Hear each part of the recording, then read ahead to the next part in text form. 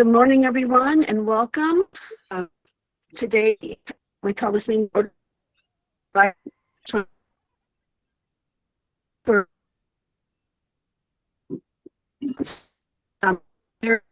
Commissioner Jody.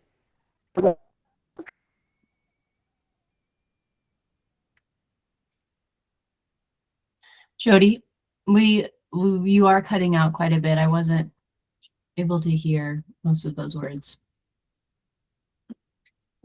Okay. Courtney, Please go ahead and head up.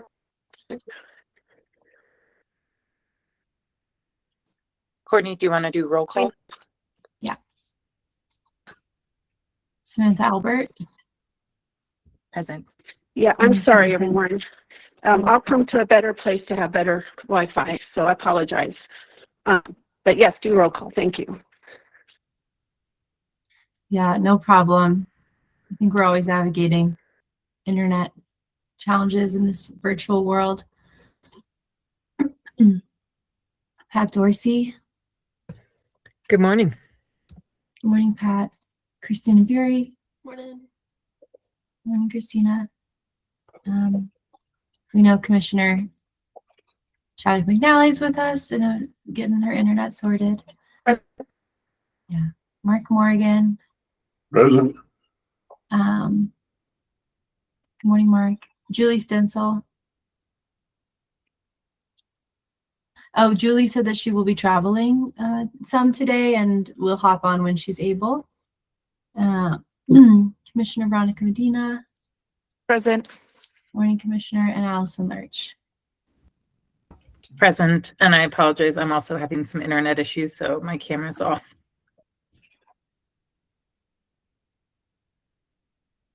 No problem. We do have quorum, which is great.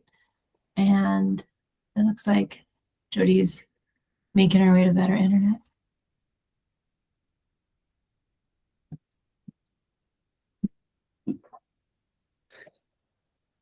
How about now? Is it better now? Those words were more clear. I think you might have to say a little bit more for us to know. Can you hear me now? It's still a little bit Yeah, choppy. and How maybe, about now? Commissioner, why don't you turn off your camera?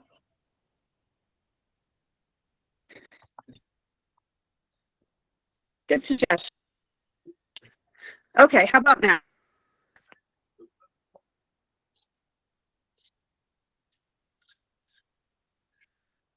How about now? I can hear you. I mean, those words are coming in clear. Yeah. Why don't we can keep moving and see if the next Okay, so let's, words come in clear. okay, how about now? So let's go ahead and move on to our minutes. Courtney, okay, thank you, everyone. Does anyone have any additions or concerns about the minutes that were added to the agenda?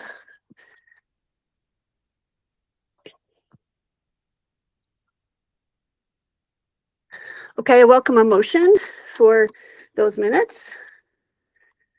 Is there a motion to accept? Is there a second? I'll second. Great. All those in favor, raise your hand or signify by saying loudly aye. Aye. Aye. Aye. Is there anyone opposed? Okay. Thank you all for doing that. And let's move on with our agenda for the next item. And I don't know, do you want to go ahead and have James go ahead and lead? And James, you're here. I think I saw you. Do you want to go ahead and start with your update, please? Absolutely. Thank you, Commissioner. Good to see you all. It's been quite some time since I got to join the group. Allison and I spoke yesterday, and she just wanted me to kind of give you guys some of an update based on my experience working with the legislature as it relates to some of the upcoming stuff that's going to be happening. So I'll be talking briefly about bill titles and the legislature elections and a very top level kind of rundown about ballot initiatives, since there's going to be quite a few, and just kind of give you a breakdown of where we are with some of those and kind of the next steps. So I think I wanted to start actually with the ballot initiative thing because it is the most, it is still ongoing and its action is always going to be happening. So as you all know, in Colorado, any citizen can bring forth initiatives, and those can either be statutory or they can be constitutional. There's a constitutional threshold for how much it takes to pass those things, but we're like one of only, I think, 3 states that actually has direct voter engagement on statutes, and especially with our Constitution. So currently, right now, for the upcoming November election in 2026, 6 measures are already going to be on the ballot. I'm going to send you guys a link here just so you can see what those are, because I'm not going to talk directly about any of them except for one right now. But that link will show you everything that is happening at the state level as it comes to ballot initiatives. The one that I wanted to talk about very, very briefly is it's initiative 175. And the reason I want to talk about that one is going to have major impacts on the state budget should it actually pass. And so I want to take a step back and kind of let you guys know where we are in a lot of these situations. So in order to get this done, any citizen can start to go to the title board and they say, this is the language that we want to approve, either constitutional language or statutory language. They go through a bunch of hearings and the title board either says, yes, we think this is language that is good to go into statute or good to go into the Constitution. And it's not like we approve of it or, we support it. It's like, this is legal language that can hold up in a court of law and it can like work in the statute. So there's a bunch of hearings on that. And once that is actually approved by the board, they can, if it's disapproved, they can come back with appeals and change the language based on the feedback. But once that is approved, that's when it goes into the next system, which is collecting signatures. And I think those are the ones that most of this group is familiar with. Those are the people that are hired. They stand outside of like the King Soopers, or they go door to door and they're actually collecting signatures on the language. Once that is done, most of these are usually statutory, but both of them need about 124,000 signatures, and that needs to come from each congressional district. So there needs to be at least, I think it's like 20,000 from each of those districts. So once that is done, they have a little over 3 months to get all of those signatures, and then they actually have to turn them into the Secretary of State. So once that's done, the Secretary of State, rather than going and approving each of those signatures one by one, they actually do a sampling. And so they take a sample, and if those signatures meet the threshold of the sampling standard, then they're basically saying, we think that there are going to be enough signatures in these petitions to move it forward. And so if they hit that threshold, it then becomes ballot eligible. And so this one, number 175, has currently already been approved, and it is going to be on the actual ballot. And so those signatures were actually due on May 27th. They turned everything in on May 26th, and the Secretary of State said we approved everything back on June 23rd. And so that's what this one is. And I wanted to take a step back and say this will have major impacts, because what this one is saying is we want to dedicate a large portion of the general fund. The general fund is the discretionary fund that the state legislature has to spend money directly to transportation. And that is different than what is currently happening. I mean, everybody here already knows that the largest pieces of our discretionary fund goes to higher education and education, but also healthcare. So this would be a fundamental shift that puts dedicated resources, a large amount of dedicated resources, directly to transportation. What that means then is there's going to be an even smaller piece of pie for other legislative things to kind of go through, because that is directed by the Constitution that this money needs to go to transportation. So then the next one that I wanted to talk about is one that this group is likely familiar with, and where we are in this one, if you're looking at that link I sent you, it's under the approved for circulation. So they are currently collecting signatures, and this is the designating sports goods sales tax revenue for conservation. That's that number 308. So they are currently collecting those signatures.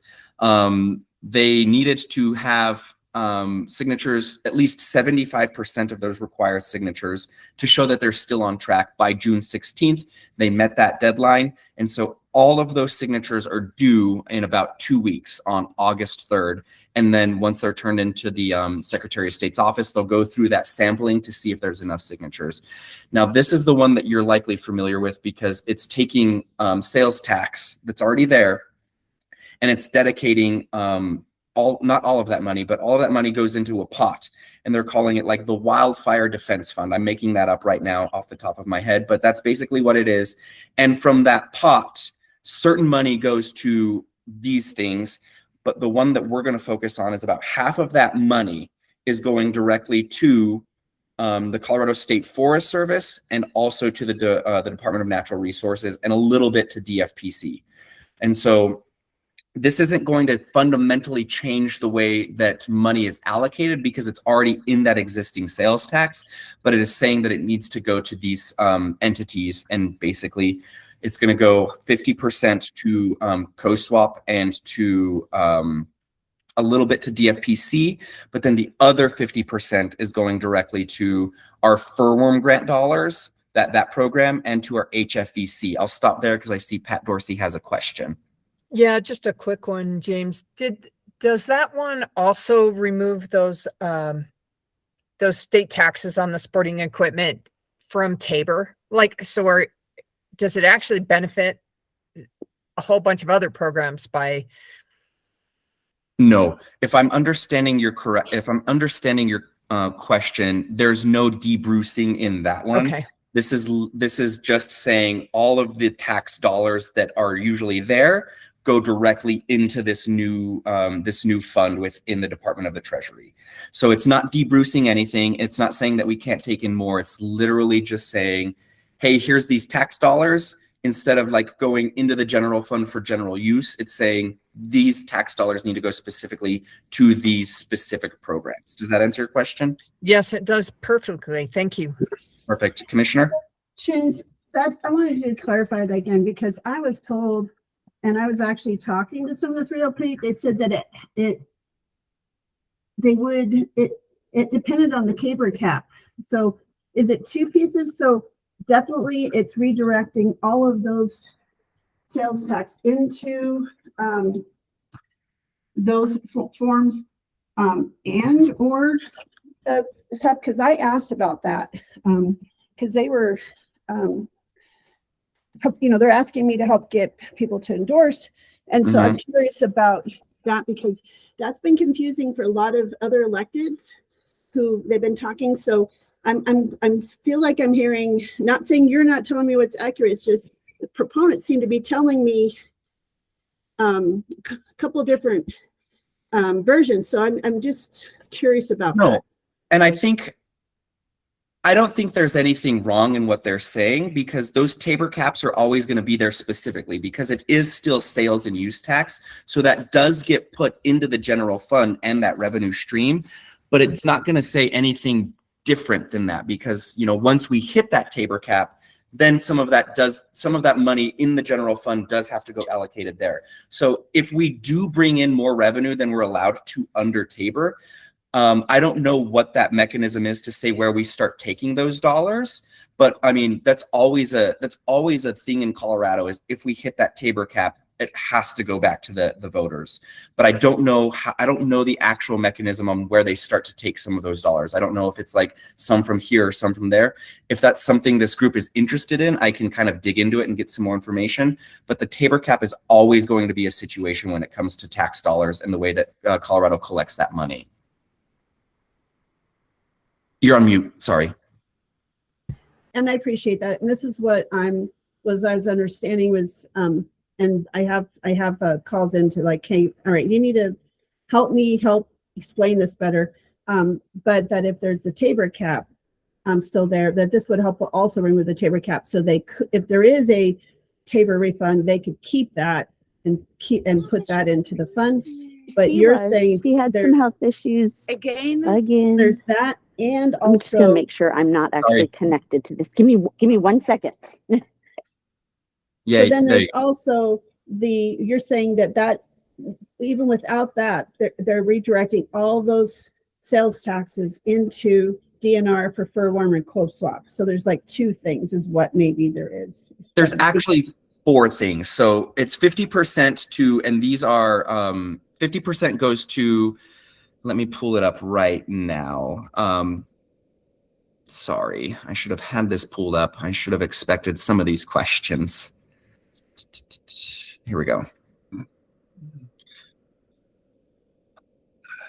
I'm opening up my own files. Sorry about that.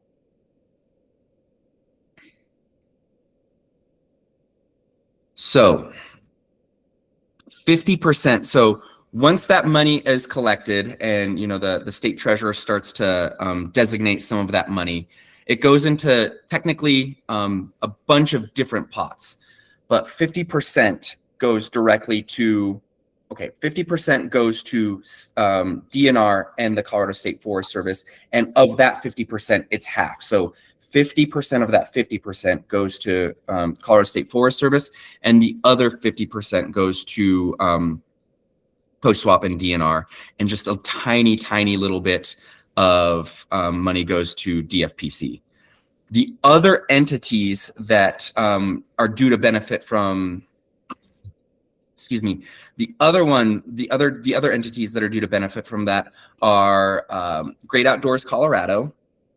I'm reading through the actual language here. Great Outdoors Colorado, the Outdoor Equity Grant Program within Parks and Wildlife, and where's the other ones?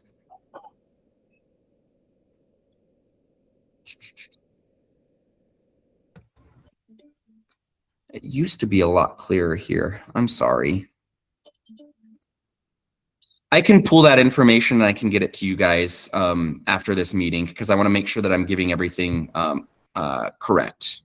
Yeah, and maybe that's better so we don't take more time. Not saying we Yeah. shouldn't, but maybe it's only because I've been having talks with other commissioners, and we're just kind of trying to understand, you know, we've gotten folks talking to us from that group, and we're, you know, it's been a little bit, we're just trying to feel, in the statement there. So I think that would be helpful if you could do that, James. Anybody else have any other questions?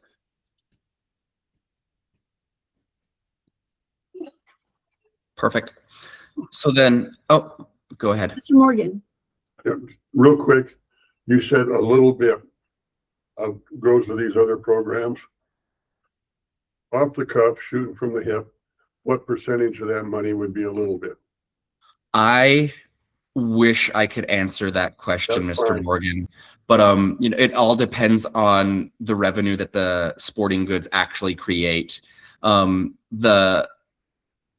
I wouldn't even want to begin to guess how much revenue can be there. I've heard estimates from the millions to the tens of millions, but I wouldn't want to put any number out there at this point, because it is all dependent on how much sales goods actually get bought in Colorado. Thank you for trying. At least there, sometimes a little bit is a lot, and sometimes a little bit is a little bit. Yeah, exactly. So James, can I go back real quick, unless someone else has on 308, and we're going to get some more details.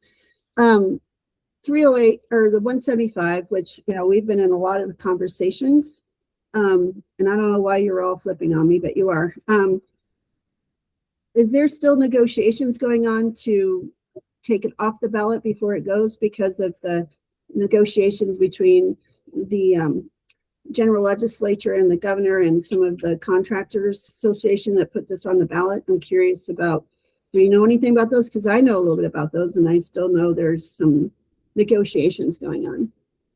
I would say if those are happening, that is definitely outside of my pay band.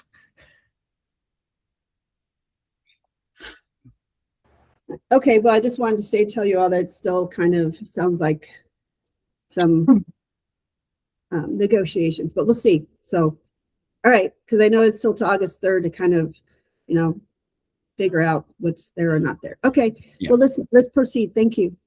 Of course. The other thing that I wanted to talk about from like a legislative perspective is, as you all are all aware, there were primaries that happened in June.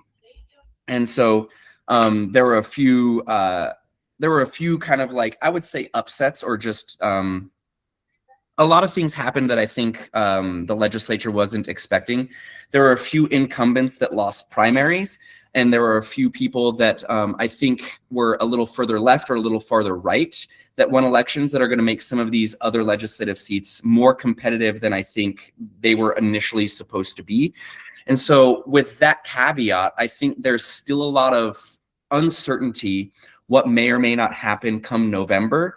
And so when it comes to legislators starting to fill their legislative scorecards, their 5 bill titles, there's a lot of them that aren't actually going to be in the legislature. And there's a lot of them that are probably going to have a much harder time getting reelected. And so I think their focus is probably going to shift just a little bit into a harder, tougher campaign season than they actually anticipated.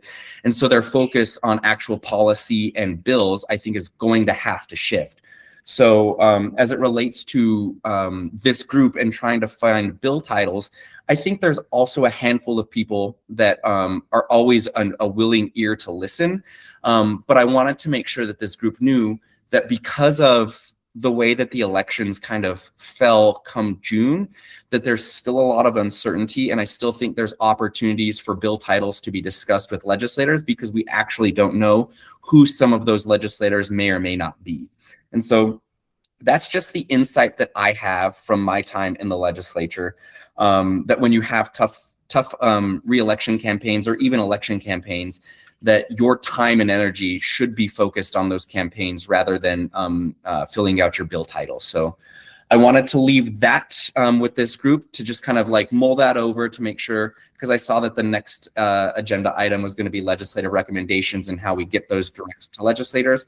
So I wanted to make sure that this group understood that with the recent elections, I think things are differently than they may have been prior to June 30th. Samantha. Yeah, thanks, James. I am curious if you have any insight on this, but especially with the wildfires that we've already experienced this season, do you feel like legislators might be more inclined to support initiatives that are focused on that? And I guess, do you think that would be the case? Okay. I 100% think that's the case. I think even diving into a little bit here with the naming of candidate Phil Weiser's lieutenant governor, one of the things that they said specifically about that lieutenant governor choice was her experience as it relates to wildfires. And so I think that is on the top of everybody's mind. I wouldn't be surprised to see if the candidate Victor Marks kind of goes and takes some of those same things, because top of mind, like those wildfires are there. I think even in the same sense, Donald Trump is talking about putting tariffs on Canada because of the wildfire and smoke situation. So I do think that that is top of mind. And so I do think those legislatures, especially those that are, in the WUI, are going to be interested in what this group might have as policy recommendations. I do think that is the case. So I'd like to add to that. I'm Commissioner Leslie Dahlkemper is a county commissioner and a very dear friend of mine since 2014. I've known her, and she is on the Mountain Pine Beetle Task Force with me. She also on the Colorado Fire Commission. Her and I, we have started that County Commissioner Caucus, the Wildfire Commission we call ourselves. So she is definitely going to be an ally. for us, and also up in the very competitive race that I really think will be up here in House District 51. I have connections with both, but the one that I really am excited about is that she is a big wildfire folks, and I have her ear. So I just want to say that. So there's some other ones I've been making contacts with. So I do think there is some allies coming in some places, and certainly Commissioner Dahl-Kemper would be a huge ally and champion for us in the wildfire space. I just wanted to state that very clearly. Thank you.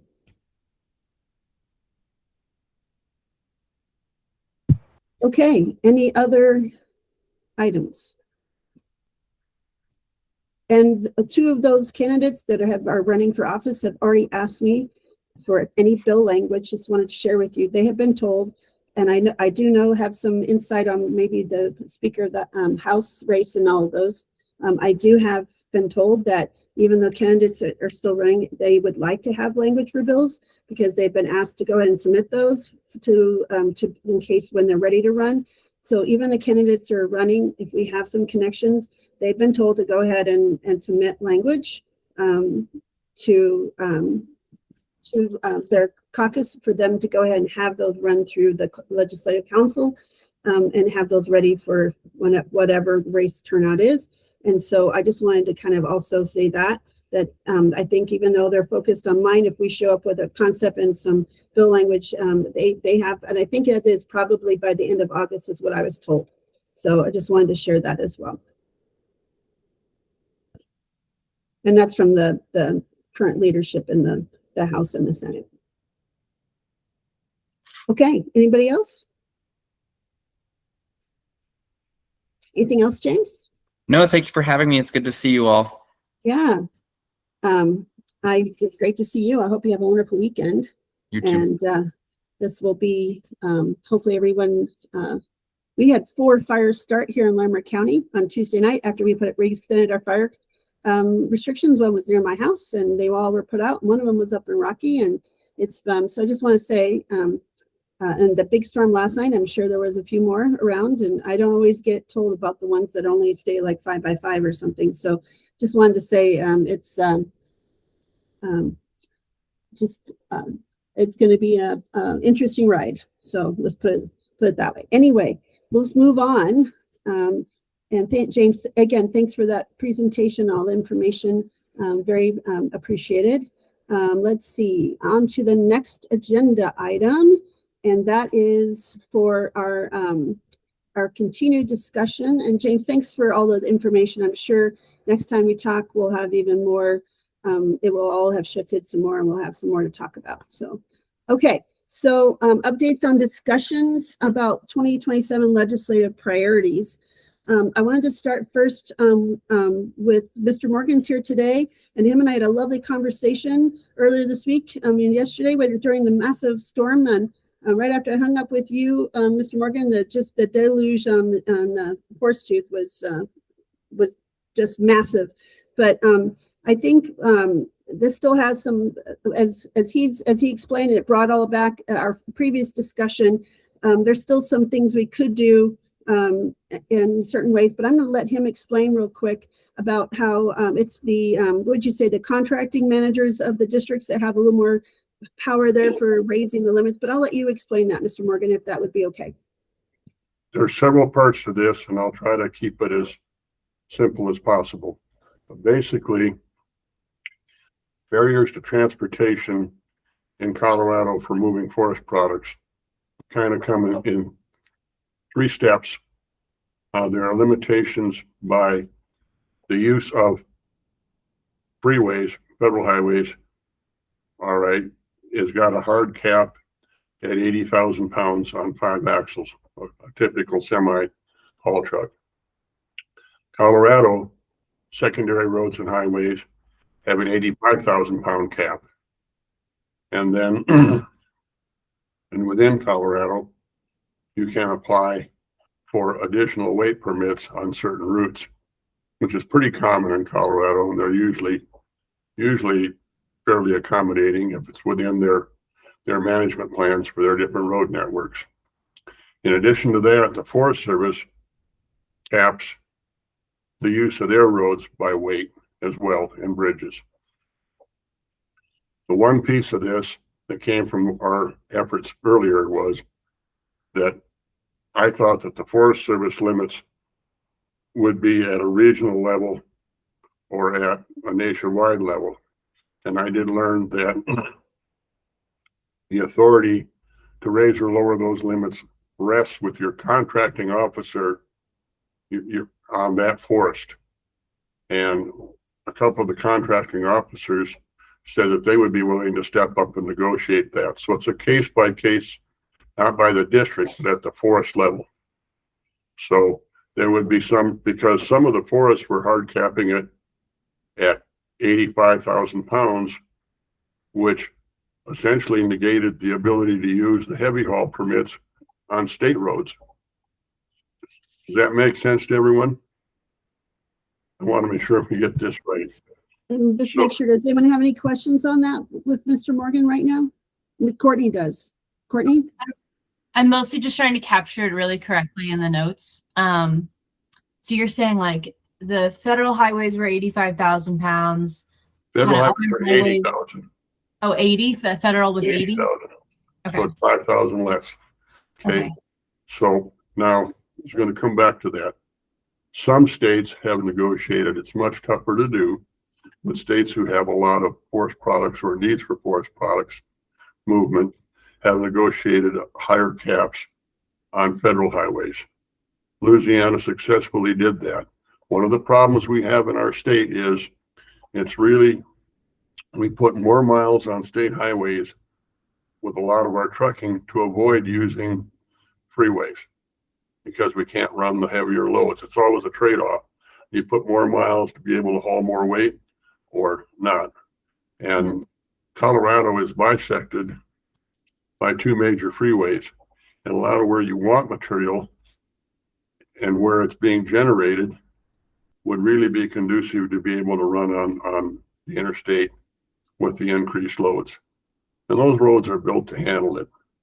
And it's actually, that's a much tougher thing to do, but I would like to see lobbying for some relief on the roads and getting that done. The precedent has been done to up limits on federal highways.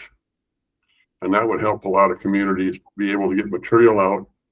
A lot of these restrictions and rules were built and designed years ago, and the trucking industry has evolved. Trucks have evolved, for example, very quickly. 30, 40 years ago, 50 years ago, when a lot of these rules were made, the average truck was 300 horsepower, 350 horsepower. We didn't have disc brakes or anything. Now your average truck on the road out there is 500 or 600 horse. You have a great deal more braking effect. One of the things that you have to be honest with in Colorado here is we have a lot of high mountains. We have a lot of steep grades. There's a lot of risk there, and it has to be managed. But other states, Idaho does better, and South Dakota does better. Washington does better. A lot of these other companies that we compete with to move products have these increased load restrictions, and in the South they have as well. But what I'm trying to say here is I'm not oblivious to the fact that we have safety concerns in this state, a large tourism industry, but I think there's a lot could be done. And so I think if you want to help move forest products in this state, trucking is still somewhere around 50% of logging costs in this state.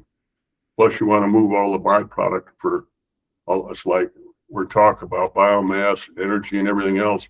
All of that product needs to move as well. So maybe that's not very clear, but does that do what you'd like, Commissioner? Yeah, that's helpful very much. So this is what we were having. Remember, we had this discussion the last meeting, trying to make sure we understood what was the what was the U.S. Forest Service and what kind of understanding those pieces. So I want to let everyone else ask their questions. Can anyone have questions for Mark? Christina and Courtney, I think you're the two that I think are helping me kind of piece what that section is we could do. So let's start with Courtney, please.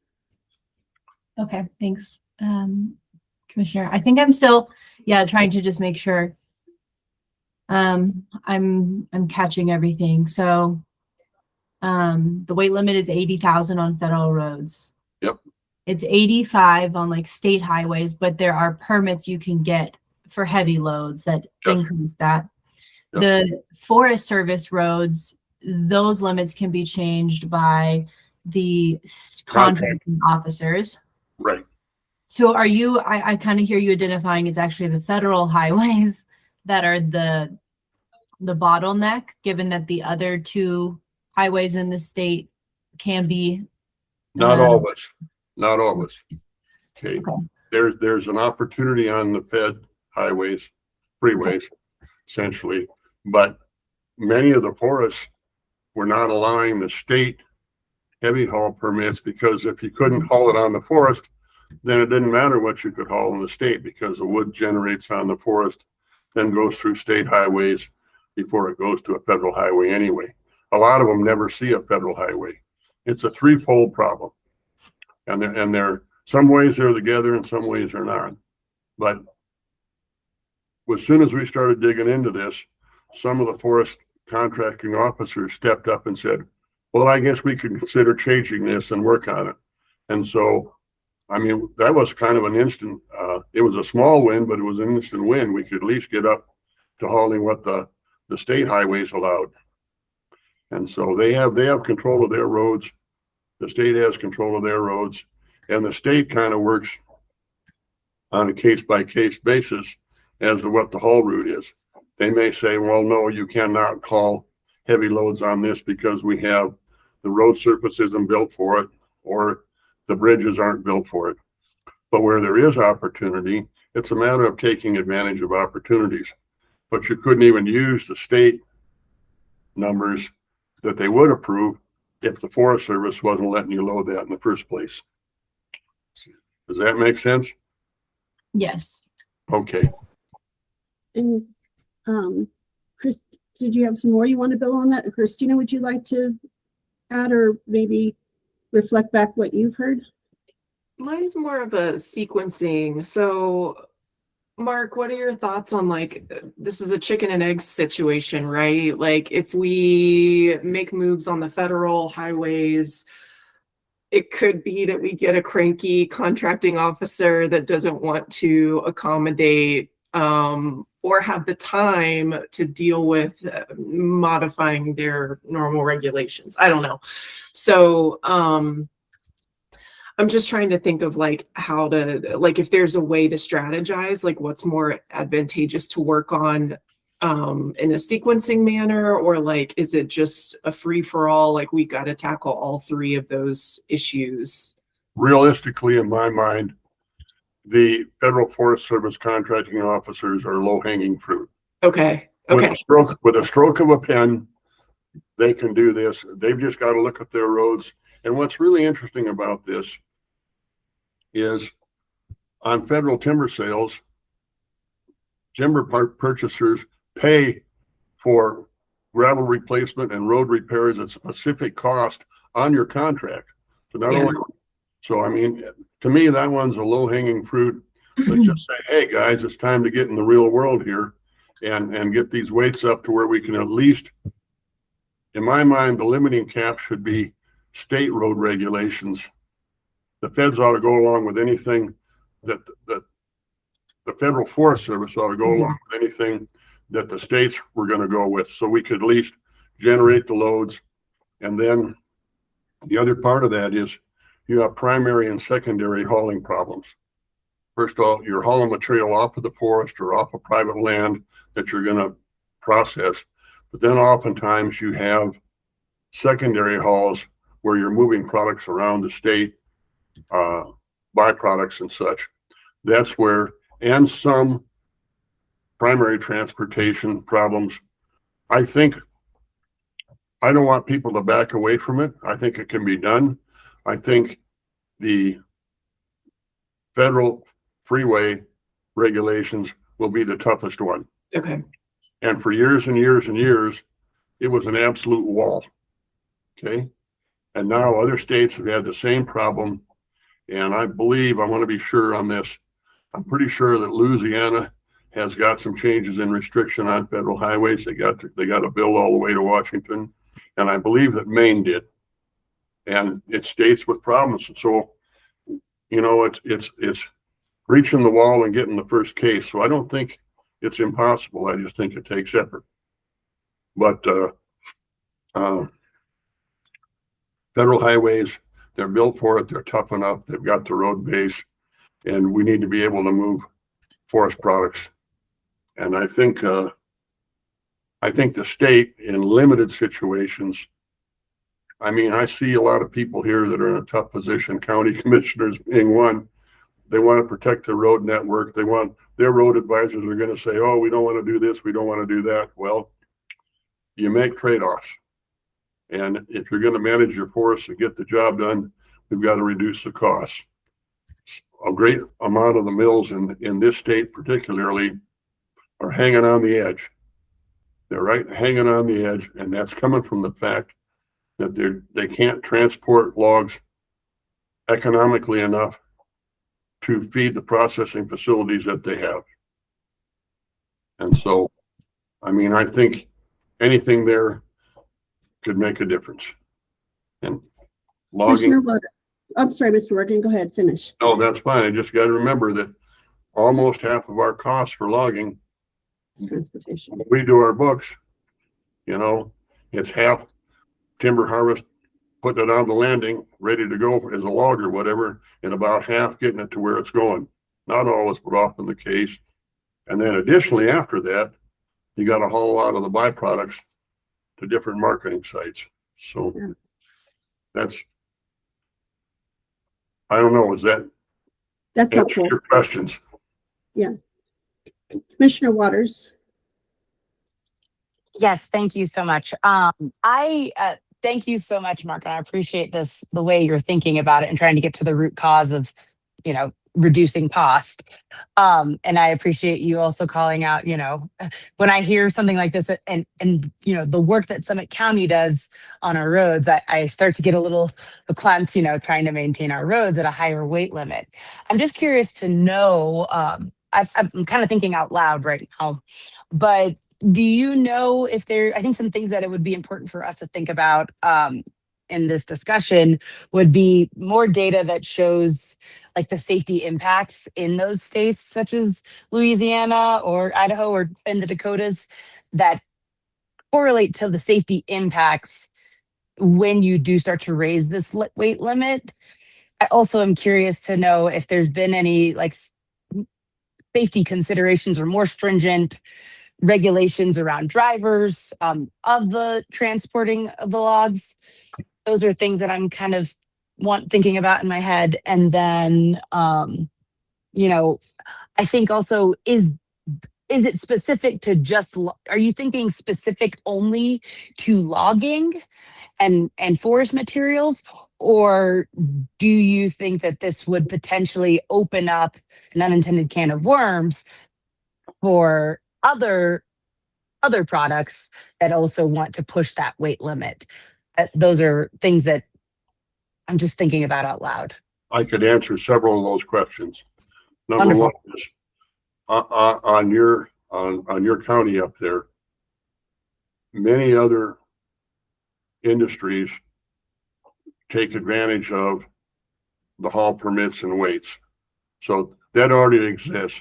I would say a great deal of the trucking within your county, a lot of those uses, gravel hauling, agriculture, everything, already running the heavier weights. Okay. And so they do that every day. Number one. Number two is the safety side of it. The trucking industry is being self-regulated in a really crude way, but it's free enterprise at work. Anymore, your driver regulations your insurance carriers are limiting who's driving your trucks 100%. And the insurance carriers are way more ruthless about enforcement than any agency is going to be. We took a step backwards. We did, because several states handed out licenses that we've all read in the newspapers and everything else, or on TV, to substandard drivers. That was not the case here. Getting a CDL in Colorado is brutal. And the quality of the drivers on the road, it's really hard for us to put a log truck driver out there right now, because most of the insurance companies won't even talk to anybody that doesn't have 3 years experience and a clean record. So it's already tough. It's not tough on every state, and we recognize other states' licensing systems. So yes, people can come in from somewhere where they had a lax licensing system. Not the case in Colorado. So that's a mealy mouth answer to your question on that one. As far as the hauling heavier loads, the industry, the timber industry, is not looking for special consideration. We needed to get it from the Forest Service to be able to haul within the state restrictions, and we would ask for some help. Colorado already has a pretty reasonable state heavy haul program. There's not a lot of complaint with it. Maybe a choice of routes sometimes. Maybe some routes are closed that industry would like to see open. That's a case-by-case basis. The Motor Carriers Association here in Colorado could answer a lot of your questions. They have a whole group of different truckers that haul different material. But these loads are already being hauled on your county roads and your state highways within your county right now. And so one thing that would help us is to be able to haul even, say, 85,000 on federal highways, or 90 like I think they did in Louisiana, because that allows you to get that extra 10% on a load that crosses or goes down. It's very common for us. We send loads out here every day that go out, and we use Highway 85 going down east of the interstate, because it's a little bit cheaper for us to get the other 5,000 pounds on, or if we got a heavy haul, the extra 10,000 pounds on, and then we run down a more congested highway. So it is, and in answer to your other question, before any of these other states did this and got the federal relief, all of that data that you asked for has already been done from the safety side. It has proved that it was actually safer. So that's been done. And Great. Appreciate it. No, I don't know where to dig for that, but if I have to, I can dig it up. But no, I think I can probably find it and figure it out. It's just, being coming from a community that lives right on I-70, anything that's introduced to I-70 that's new, that it would make it more complicated than it already is. And the impacts that happen on the ground when accidents or folks shut down. And most of the time, it has nothing to do with truckers. 85% of the time, it's someone else from somewhere not familiar with our roads and our systems. But as many of you have seen, the eyes coming out of the Eisenhower Tunnel can be pretty spicy, depending on conditions. I've hauled a lot of loads through Eisenhower Tunnel, a lot of loads personally over the years. And in answer to your first question, the ratio is actually, usually it's not the trucker, about exactly 92% of the time, but there's still that 8%. So I don't want to tell stories, and then that's old numbers too. I don't know what the new numbers are, but it was about 92 to 8.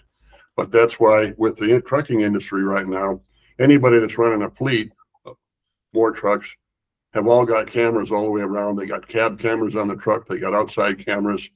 And it's like I say, the insurance companies have basically taken over the safety side of this because of their losses. And Frank Azar is waiting in the wings to put us out of business every chance he gets. Okay. So that's really great important information, Mark, and I really appreciate, Mr. Morgan, your expertise on here. so we have another couple we wanted to talk about, but I think it sounds like we should have maybe 2 or 3 of us work on some ideas and put things down on paper and try to kind of articulate kind of what we heard today and maybe those pieces, and if this is still something we can find a lane to address. Mr. Morgan, your hand is up. Just real quick, the timber industry already designated our call her what you want representative for Colorado Timber Industry Association. She's been very busy, but we've already got her out supposedly tasked with working with the Motor Carriers Association here in Colorado to work on proposals for this exact thing. And so I don't know how productive she's been. She's been, right now, politicians are focused on getting elected, and loggers are trying to survive, and sawmills are trying to survive financially and dodge forest fires. So she may not be progressing on this as fast as we would like, but ideally she should have the time to pursue this with the state agencies and with the Motor Carriers Association. And then Is it something we can contact her just to see where she's at and what we can do to help? I can do that, and I can have her contact you. That would be great. Thank you. Megan Okay. Maxwell. Megan Waxwell, I remember. Thank you very much.